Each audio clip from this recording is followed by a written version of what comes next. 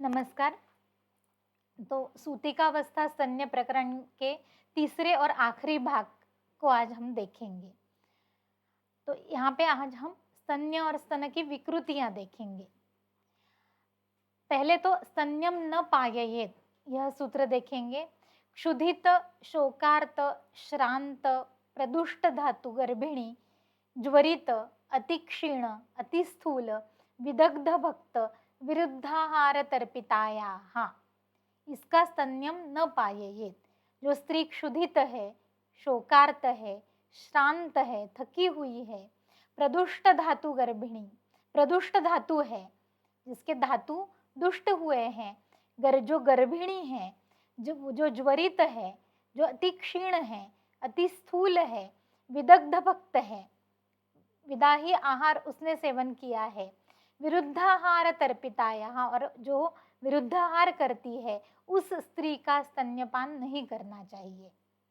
मिथ्याहार विहारिण्या दुष्टवातादय स्त्रियः दूषयन्ति पयस्तेन शारीराव्याधय शिशोः। मिथ्याहार विहारिण्या, इस तरह से मिथ्या आहार विहार करने वाली स्त्री, दुष्टवातादयः दूषयन्ति, उसके वातादि दूषित हो जाते हैं।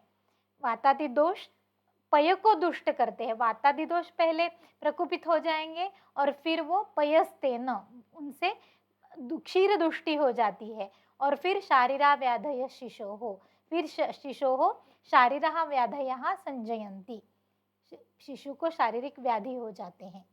अतो अन्यथा व्यापन्नम देज्ञेयम, इस तरह से अब व्यापदों का उल्लेख आता है।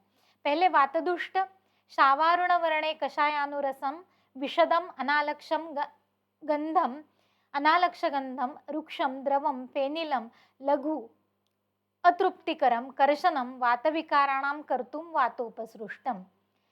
यह पित्तदुष्ट स्तन्य का सूत्र है और फिर कफदुष्ट स्तन्य का सूत्र है।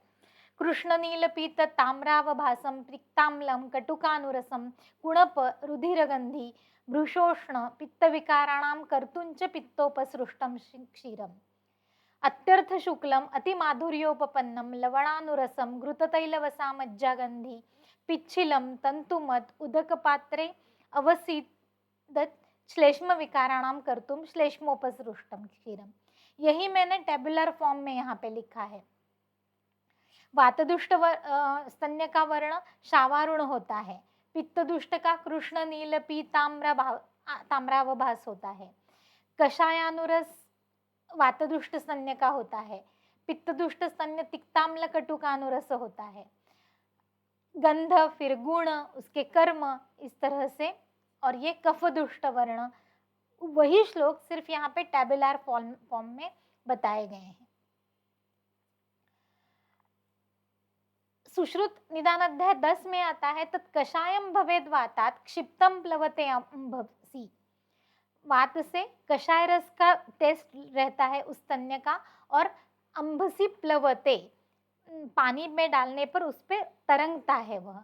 पित्ताद अम्लम स कटुकम राज्योम्भसी च पीतिका, पित्त की वजह से अम्ल कटुक ऐसे रस का वह स्तन्य हो जाता है, और पीत राजी उसमें पाई जाती है। कफात घनम पिच्छिलम च जले चापी अवसीदति, कफ की वजह से घन, पिच्छिल और जल में डूबने वाला, अवसीदित होने वाला ऐसा स्तन्य होता है। और सर्वदुष्ट ही सर्वलिंगम अभिघाताच्च दुष्यति, सर्वदुष्ट ही सर्वलिंगम उसके लक्षण मिलते हैं, अभिघात की वजह से भी स्तन्य दृष्टि हो जाती है। उसकी चिकित्सा में आता है, तेषाम तो त्रयाणाम अपि क्षीर दोषाणाम प्रतिविशेषम अभिसमीक्ष यथास्वम यथा दोषंच वमन विरेचन आस्थापन अनुवासनानि विभज्य कृतानि प्रशमनाय भवति। उसको पंचकर्म या कर्म चिकित्सा करने के लिए कहा है। वमन, विरेचन, आस्थापन, अनुवासन, पानाशन विधिस्तु दुष्ट क्षीराया, और शमन करने वाला, शेष दोष को शमन करने वाला ऐसा उसका पान, अशन वगैरह करना चाहिए। उसका आहार यव, गोधूम, शालीषष्टिक, मुद्ग, हरेणु, कुलत्थ, सुरा, सौवीरक, मैरेयक, मेदक, लशुन, करंज प्रायः स्यात्। सूतिका के लिए यव, गोधूम, षष्टिकशाली, मुद्ग, कुलत्थ इस तरह का अन्न सेवन कराना चाहिए। क्षीरदोष विशेषांश्च आवेक्ष तद्विधानं कार्ये स्यात्। उसके लिए क्षीर विशोधन जो द्रव्य है उसकी लिस्ट यहाँ पे मिलती है। पाठामौषध सुरदारु मुस्त, मुर्वा गुडुचि वत्सक फल, किरात तिक्त कटुरोहिणी, सारिवा कषायाणां च पानं प्रशस्यते। तथा अन्येषां तिक्त कषाय कटुक मधुराणां द्रव्याणां प्रयोगः क्षीर विकार विशेषान् अभिसमीक्ष मात्रा कालंच इति क्षीर विशोधनानि। यह सब लिस्ट जो है वह क्षीर विशोधन करने वाले द्रव्यों की है। सब क्लियर है। पाठा है, महौषध मतलब शुंठी है, सुरदारू है, मुस्ता है, मुरवा है, गुडुचि है, वत्सक फल मतलब इंद्रयव है, किरात तिक्त है, कटुका है, कटुक रोहिणी कुटकी है, सारीवा है, इन सब का या इनमें से व्यस्त समस्त या जो द्रव्य आपको अपनी पेशेंट में योग्य लगे उसका कषाय पान कराना चाहिए। अब एक्चुअली हम आते हैं प्रैक्टिकल की तौर पर कि प्रायः देखने को मिलने वाले जो स्तन्य प्रदोषज विकार है वो इस तरह है। विड़मूत्र संग, छर्दी, आधमान, आंत्रकूजन, उदरशूल, प्रततरोदन, त्वक दुष्टि, अतिसार, गुदपाक। ये मेरे प्रैक्टिस में मैंने बहुत बार देखे हैं और यूजुअली बार बार होने वाले जो व्याधि है बालकों के वह यह रहते हैं। इसमें सामान्य चिकित्सा माता को मृदु शोधन देना चाहिए, स्तन्य शोधन गण का इस्तेमाल करना चाहिए। तकरारिष्ट प्रयोग जो चरक चिकित्सा 30 में बताया गया है कि तकरारिष्ट का प्रयोग जो एक्चुअली अर्श या अतिसार चिकित्सा में आता है वह यहाँ पे करना चाहिए और फिर व्याधिनुरूप योग्य ऐसी चिकित्सा करनी चाहिए। बालक में घुटी में से आप औषध दीजिए। जो कुछ बाल हिरड़ा है, यष्टि मधु है, अनंत मूल है, मुस्ता है, सागर गोटा है, ये जो घुटी में हम देते हैं, मायफल है, जायफल है, मुरुड़ शेंग है, इसका उपयोग हम उसकी व्याधियों में कर सकते हैं। फिर बॉनीसन करके जो मेरे उपयोग में है इसलिए इसका मैंने नाम यहाँ पे लिखा है। उसके उपरांत सिद्ध जल या सिद्ध क्षीर का प्रयोग भी हम बालकों में कर सकते हैं। स्तनों के ऊपर सूतिका को स्तनों के ऊपर लेप करके फिर बालक इन औषधों का लेप करके फिर बालक को स्तनपान कराना चाहिए। बाह्यतः लेपन भी चिकित्सा बालकों में दे सकते हैं। जैसे कि बालक को अगर गुदपाक है स्तन्य दुष्टि की वजह से तो वहाँ पे रसांजन, कैलाश जीवन लगाना, शतधौत घृत लगाना या अनंतमूल कैलाश जीवन में मिलाकर लगाने के लिए देना, इस तरह की चीज़ें कर सकते हैं। त्वक दुष्टि अगर है तो अनंता, निम्ब, लोध्र इनका उद्धूलन करना मतलब डस्टिंग करना। गंधक द्रुति, कैलाश जीवन, घृत इनका लेप कराना। अगर उदरशूल है, आधमान है, मलविबंध है तो उदराभ्यंग, तापस्वेद, उदरपिचू, वर्ती का प्रयोग ये हम कर सकते हैं। मेरे पास एक 10 दिन के बेबी गर्ल का एक केस था।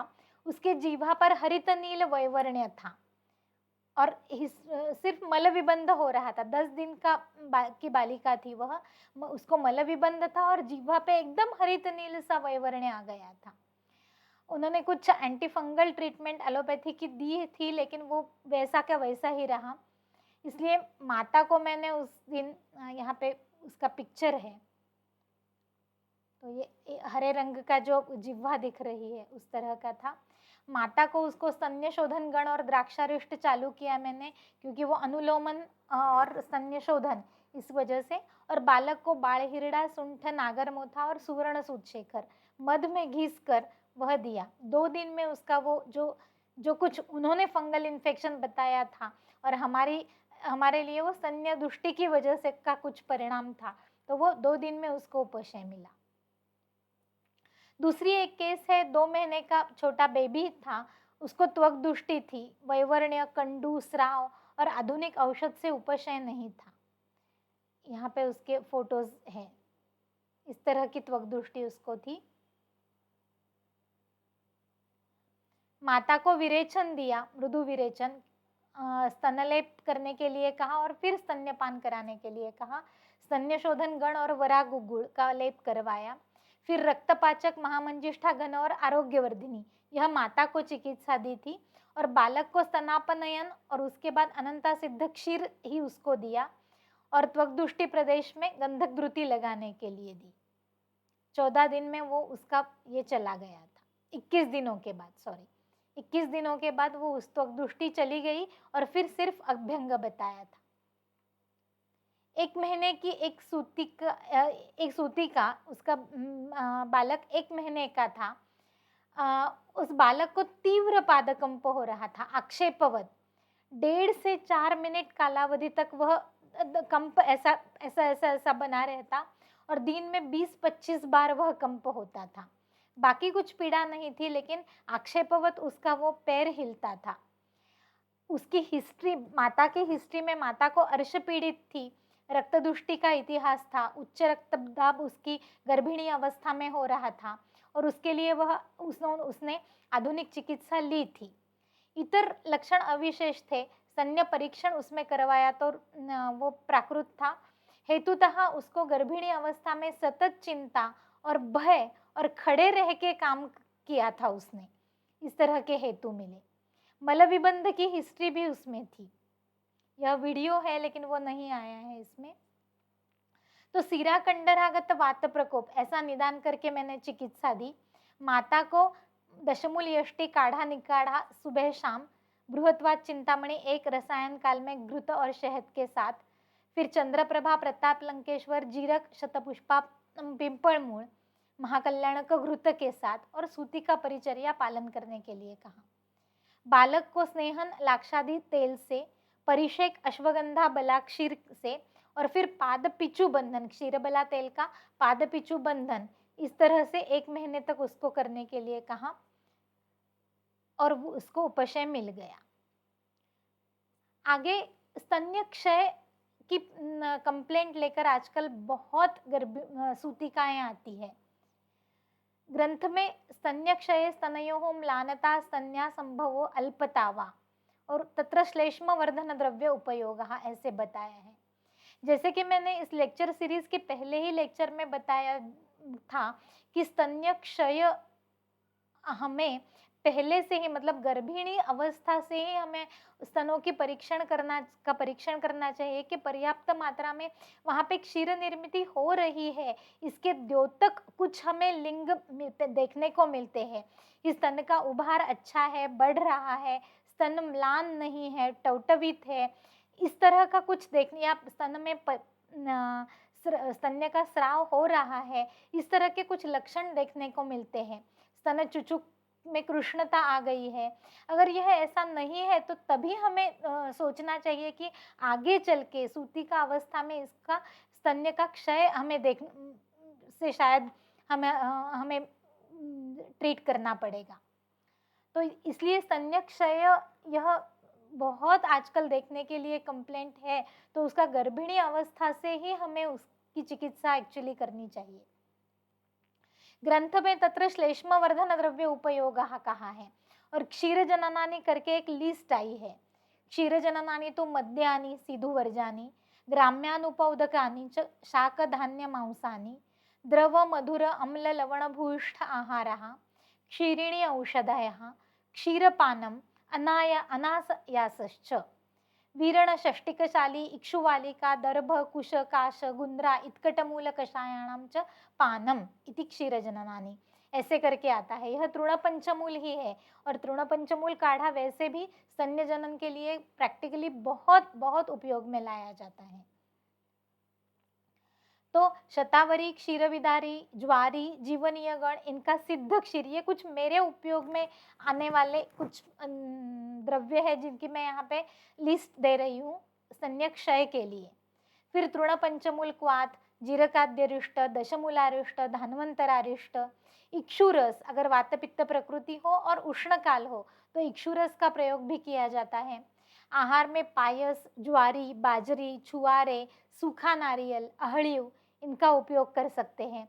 विहार में विश्राम, क्योंकि अनायास ऐसे बताया गया है, अनायास आयास से रस क्षय होता है और पर्याय से स्तन्य का भी क्षय होता है, इसलिए विश्राम अनायास यह जरूरी है।